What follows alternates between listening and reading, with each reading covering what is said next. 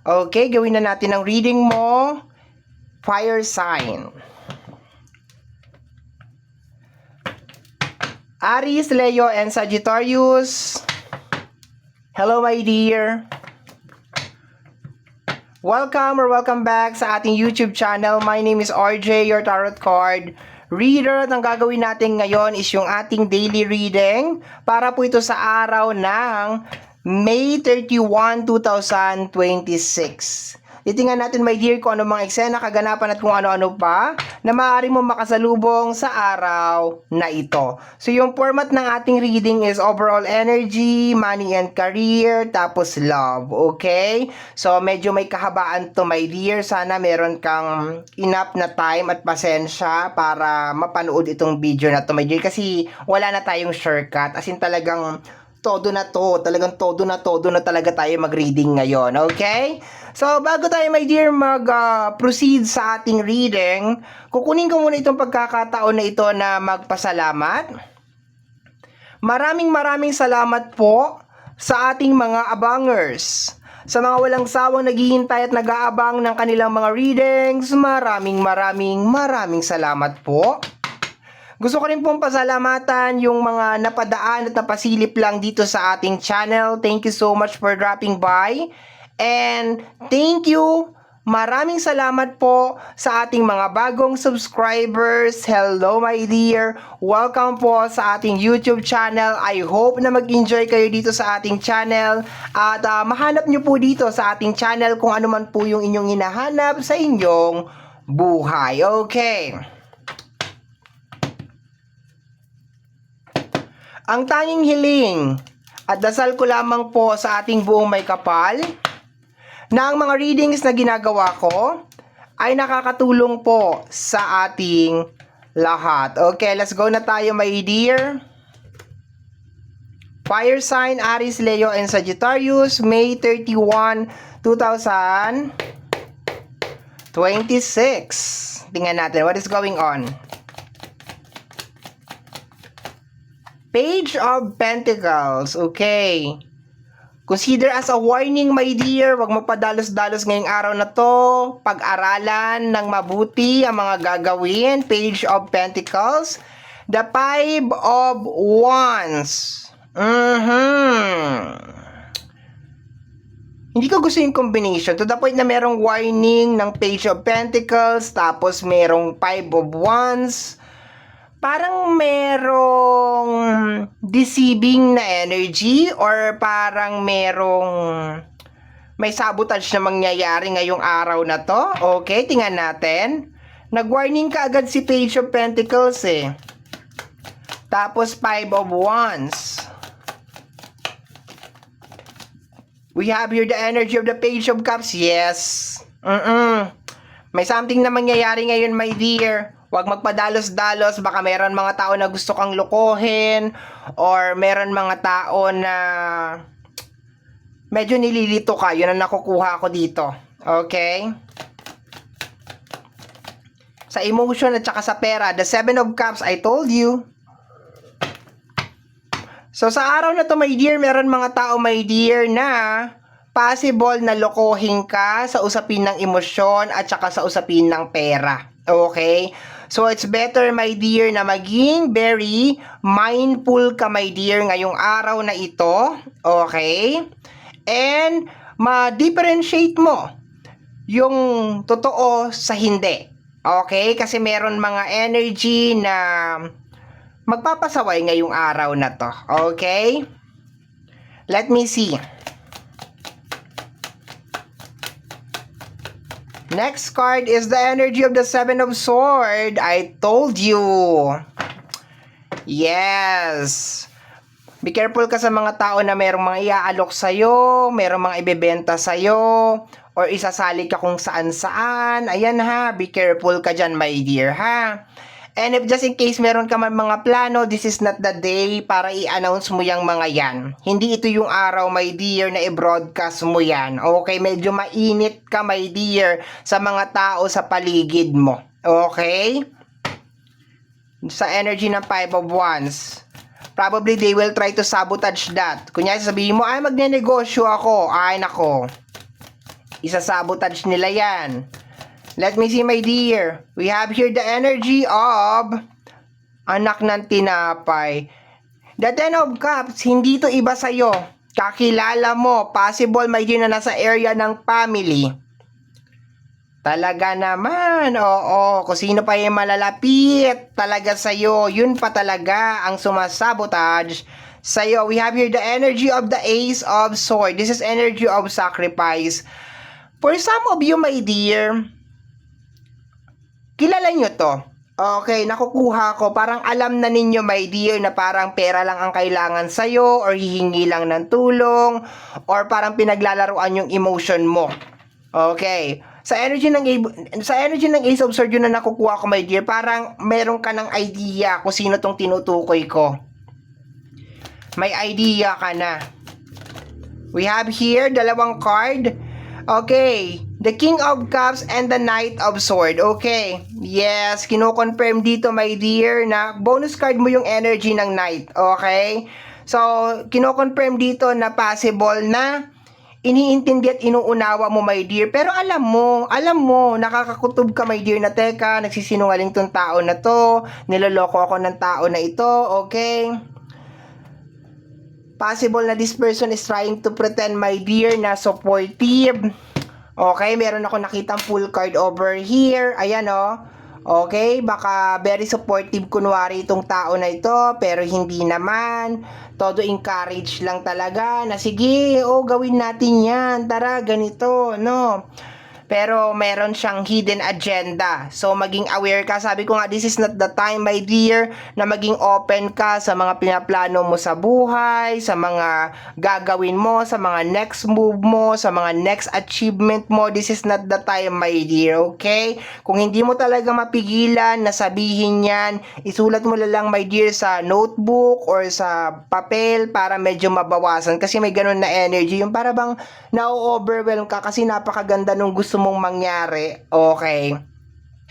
Sa energy ng Page of Cups at saka ng Seven of Cups, ang nakukuha ko dito, this is more on exaggerating. O ini-exaggerate, my dear. Okay, just only to play with your emotion. Ini-exaggerate, my dear, yung mga bagay-bagay. Okay. So, sabihin na lang natin, kunwari sasabihin mo, ay gusto ka magnegosyo. Sasabihin naman sa'yo, ay fire sign. Maganda kung maglalagay tayo ng ganito, ng ganyan, kahit hindi naman talaga kailangan. Mayroon deceiving na energy, my dear. Kagaya nga na sinabi ko kanina, mag-ingat ka sa mga tao mag-o-offer sa iyo ngayong araw na ito. Talagang kilatisin mo, talagang pag-aralan mo na mabuti. Huwag kang magpadalos-dalos, my dear. Okay? Let me see. Lately, mabenta si Seven of Cups. Parang ang dami yatang mga zodiac sign ang nakakaranas ng illusion or ng deceiving na energy. Lalo na ngayong May 31. No? May 31 is energy ng blue moon. Okay? Hindi naman siya as in like, sabi nila rare moon daw ito. Pero, hindi naman siya as in like super rare. Although matagal siya bago magpakita. Mga 3 years to 4 years bago siya nagpapakita ulit. Pero this is the, meron tayong full moon bago pumasok ang May at meron tayong full moon paglabas ng May. So, there's alam mo yung mga nakikita mo sa High Priestess, sa Justice card, yung dalawang pillar, yung dalawang parang poste, no? Yun ang nakikita ko, my dear. So, this is possible talaga na mangyari yung illusion kasi nag-aaway yung dalawang energy na yan para sila nagka-clash, okay? Kaya maraming zodiac sign na nakakaranas ng illusion or pagkagising galing sa illusion. Pero based naman dito sa card, my dear, sinasabi na you are aware or baka meron kang kutob, my dear, na itong tao na to is talagang merong something na parang meron lang after you, meron na talagang gustong makuha, meron lang gustong mangyari, okay? Yun ang nakukuha ko dyan. Let me see, my dear. Punta tayo sa area ng money and career. Money and career. Fire sign. We have here the energy of the Three of Swords and the Two of Swords. Okay. So, confirm, my dear. confirm, baka lately nakakaramdam ka or nakaka-receive ka ng mga realization, or let us just call it sa sikat na katawagan is awakening, okay? Pero is more on realization na itong, kung sino mo tong tao na to, my dear, is just after something sa'yo, okay? So, nagkakaroon ka ng denial, my dear, sa area ng money and career, okay? Yeah. Okay, let's go muna tayo dyan. Meron kang 3 of Swords at saka 2 of Swords. Okay, stack yung mga cards. 4 of Cups. May nangyayari. Para nakukuha ko dito, somebody is not helping. Somebody is hindi nakikipag-cooperate. Okay, nasa loob ng pamilya. The 10 of Pentacles. Okay, pangit man ito sasabihin ko na term, pero pabigat. Ganun na nangyayari dito, my dear. And parang lately napapansin mo na parang sinasadya na to. Okay? Meron naman siyang kayang gawin para mapagaan ang mga bagay-bagay, pero 'di ba? Parang sinasadya talaga, my dear. Okay? Pwede siya maging very supportive din naman, pero I can feel na based sa kung ano yung mahihita niya sa pagiging supportive niya, hindi talaga yung parang voluntary na pagiging supportive, my dear, ang nakukuha ko dito. It's more on, okay, magiging supportive ako kasi yeah, it is going to be a family business or magkakaroon ako ng pera dyan. Meron siyang parang hidden agenda, yun ang nakukuha ko. Which is hindi siya maganda kasi nasa area siya ng family. And sabi ko nga, my dear, na there's a tendency na kilala mo to or matagal mo nang iniintindi sa energy ng 7 of Cups over here, King of Cups at saka 10 of Pentacles. Ayan, iniintindi mo. Possible din, my dear, na hingi ng pera, okay? Or ikaw yung taga-troubleshoot, my dear, ng mga problema na may kinalaman sa kanya, okay? Yun ang nakukuha ko. Kaya nakakaranas ka dito, my dear, ng energy ng 3 of Sword, 2 of Sword, okay? Medyo nandun ka pa siguro, my dear, sa moment na parang let us just say, binibigyan mo ng second chance or nagkakaroon ka ng benefit of the doubt kahit na siguro kitang-kita na ng mga kitang-kita na, my dear, ng dalawang mga mata mo, my dear, na okay, there is something off talaga. Let me see, my dear. Additional cards. Fire sign. What is this? The 2 of Pentacles. Yes, kino-confirm dito, my dear, taga-troubleshoot ka, my dear, ng mga problema niya. Yung energy, my dear, meron siyang kayang gawin para matulungan ka or parang maibsan, my dear, yung problema. Pero lately, nagiging highlighted lang talaga, my dear, na parang ayaw niyang gawin. Okay, parang humahanap siya ng reason para hindi gawin yung bagay na yon. Minsan umaabot pa nga sa punto, my dear, na nagiging issue sa inyo ang pera or pinag-aawayan ninyo ang pera. Yun ang nakukuha ko. I think you're getting tired, okay? You're getting tired. Page of Pentacles, 7 of Swords, 3 of Swords, at saka the 2 of Pentacles. Ano sabi ko kanina? Be careful ka sa mga tao na merong i-offer sa'yo ngayon, ngayong araw na ito, ha? Kasi baka nakailang beses na yan, okay? Baka nakailang beses na yan nag-attempt, and then parang paulit-ulit lang yung nagiging result. We have here the energy of the 9 of Swords. Okay, ayan o. May nangyayari. Pamilya to, my dear. The 5 of Cups sa pamilya to, my dear. Okay, sa pamilya to. Yun ang nakukuha ko dito. Parang nararamdaman mo nakaka-drain yung energy ngayong araw na to sa usapin ng pinansyal. Parang wala ka nang ginawa kundi ayusin yung problema na may kinalaman sa usapin ng pinansyal. And based sa energy, my dear, meron naman sila or meron naman siyang kayang gawin para ayusin naman talaga to. Pero parang ayaw lang talaga eh. Ayaw lang talaga. So nakaka-drain, my dear, yung energy ng money and career. Kasi parang puro palabas yung pera ngayong araw na to. Parang meron din mga tao, my dear, na merong iaalok sa'yo. Okay, we have here the energy of the Hierophant. Okay. Spiritual awakening over here. Okay, sabi ko nga lately itong araw ng May 31 because siguro sa blue moon na mangyayari, parang maraming tao ang nagkakaroon talaga ng mga realization sa mga mali, tungkol sa mga illusion na nangyayari sa buhay nila. And very highlighted, my dear, ngayong araw na to, yung pagod mo, my dear, sa usapin ng pinansyal. Yung lahat, my dear, ng effort, hindi naman sa nagbibilang ka or nanunumbat ka. It is just more on parang meron naman silang kayang gawin or meron naman siyang kayang gawin talaga, my dear, to make your life easier, okay, para maging mas madali yung buhay mo, maging mas maganda yung flow. Pero parang nakikita mo, my dear, na pangit man itong sasabihin ko, my dear fire sign, na parang somebody is natutuwa, no? Hindi naman talaga as in, kasi hindi mo naman nakikita na ngumingiti, pero yung pakiramdam niya is parang somebody is happy na nag-i-struggle ka. Kasi kung hindi siya happy, ginagawa niya sana ng paraan to, no? Tinutulungan ka sana or gumagawa din ng effort, pero hindi, puro palabas, my dear, yung pera. Yun ang nakukuha ko, my dear. Nagto 2 of sword ka, nagna 9 of sword ka, naglalagay ka ng benefit of the doubt sa tao na to, kasi kahit na maliwanag na, my dear, sa mata mo, my dear, na meron talagang nangyayari na something off. Okay, so let's go tayo, my dear, sa area ng LOVE love. Tingnan natin. Basta be careful ka ngayong araw na to, my dear, sa paglalabas ng pera, sa pagtitiwala, ma-illusion tong araw na to, my dear, no? Ang daming mga illusion. Pero at the same time, nakikita ko rin, my dear, na parang you are receiving them some parang mga sign, okay? Parang mga sign, mga clarity, pero yun nga, baka nandun ka sa moment na hindi ka rin talaga makapag-decide. Remember, meron kang 2 of sword over here. At saka mahirap talagang ikat pag mahal mo, okay? Pag kapamilya mo, karelasyon mo, excuse me po, mahirap talagang i-cut. Okay, let me see, my dear. Additional cards sa ano pala tayo? Love. Okay, let me see what is going on sa area ng love. We have here the energy of the King of Sword or the King of Cups. May King of Cups ka dito, my dear, sa area ng overall na energy. And then, nasa unahan siya. Sa pinaka-tensyonadong row pa talaga siya napunta. Ang King of Cups is connected sa energy ng understanding or deeper understanding. And sabi ko nga kanina, dito, my dear, sa energy ng 7 of Cups, kasi ito yung energy ng illusion. 7 of Cups, King of Cups, 10 of Pentacles, family energy, and the Hierophant, okay, spiritual awakening to, my dear. Sabi ko nga dito, hindi to iba sa'yo, no? Hindi siya, kumbaga, hindi siya iba, kilala mo siya. So, dito, my dear, dito sa first card natin, we have here the Page of Pentacles, the 7 of Swords, the 3 of Swords, and the 2 of Pentacles.